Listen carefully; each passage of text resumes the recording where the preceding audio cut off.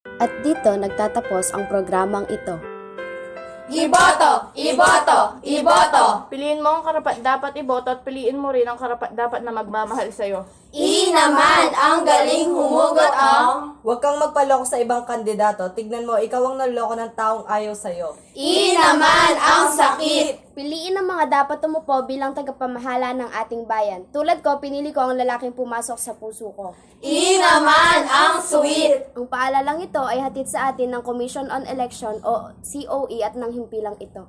Ito, numero 1 radyo ng masang Pilipino. Hatid ang balita at serbisyo para sa pagbabago. RBUG 24.5 sa inyong mga radyo.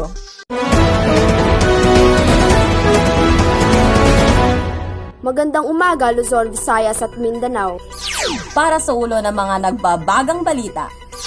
Ngayong ika-26 ng Hunyo 2023. Slisyan sinunong tungkol sa Florante at Laura. Balagtas, pinagchismisan sa kulungan. Florante at Laura, isa sa dula. Francisco, pinayuhan ng mga mambabasa. Francisco, inalaya ng tula si Celia. Gumanap bilang Adolfo, binash ng mga manonood. Ako, si Rochelle Castro. At ako naman, si Nicole Manara. Para sa Radyo Balitang Balita. Nauuna, bagong-bago. Sa inyong mga radyo. Mula sa pinagkakatiwalaang himpilan ng sambayanan. At sa bulwagang pambalitaan ng radyo ng masa. At sa buong persa ng RBUG 24.5 sa inyong palapihitan. Maghahatid ng mga nagbabagang balita sa loob at labas ng bansa. Pinalawak, pinatapang at pinalakas ang Radyo Balitang Balita.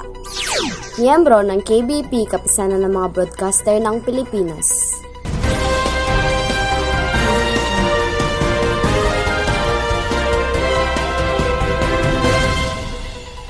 Para sa unang balita, nakatutok si Jolan Ramos. Tinanong namin ang mga estudyante sa Santa Lucia Integrated School kung kilala ba nila ang gumawa sa Florante at Laura. May ilang estudyante na kilala ang gumawa nito, samantalang may mga estudyante namang walang alam tungkol dito. Jolan Ramos, nag-uulat.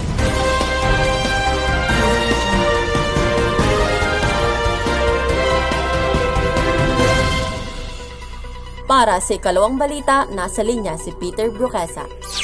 Ayun nga, napag-uusapan dito sa Barangay Santa Lucia kung ano ba talaga ang nangyari kay Francisco Balagtas sa loob ng kulungan.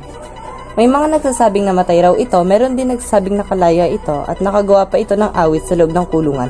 Peter Bruquesa, nagbabalita.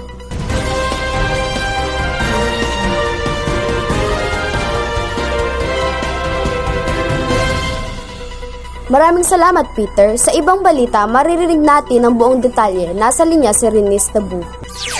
Pagkakaroon ng dula-dulaan tungkol sa Florante at Laura sa SM Pampanga sa darating na linggo.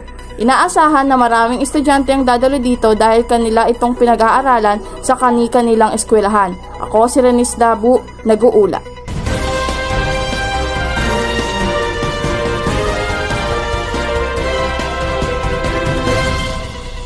Ang oras po natin ngayon ay ganap na alas 4 ng hapon. Para sa ika-4 na balita, libro ng Florante at Laura, bawal palitan ng kwento. Ang kabuuang detalye ay maririnig pagkaraan ng isang paalala.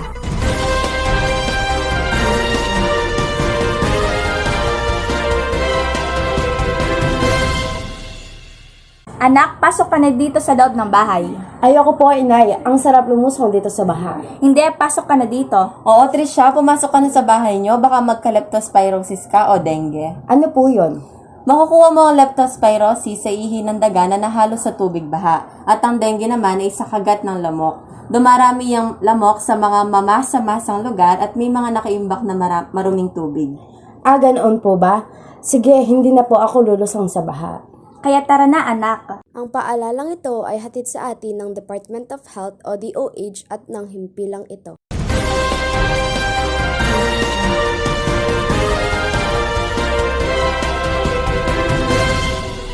Nagbabalik ang Radyo Balitang Balita. Para sa ika-4 na balita, nasa linya si Rax Aldana. Ayon sa libro, may mensahe na nakasulat dito na magbabaguhin ang bawat kwento sa Florante at Laura at kailangan nitong respetuhin bilang pagrespeto sa gumawa nito. Rax Aldana, nagbabalita.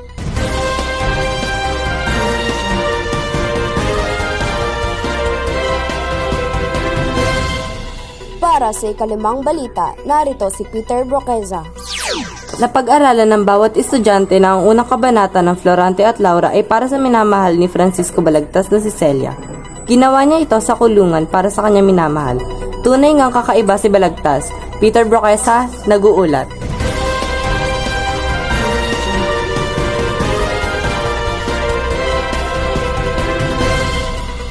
Maraming salamat, Peter. Para sa huling balita, nakatutok si Warren Enaje. Galit na galit ang mga mambabasa sa gumanap na Adolfo sa Robinson Sawmill, Pampanga dahil sa pagiging inggit kay Florante at pambabastos kay Laura. Marami ang nagbato ng negative comments kay Adolfo. Warren Enaje, nagbabalita.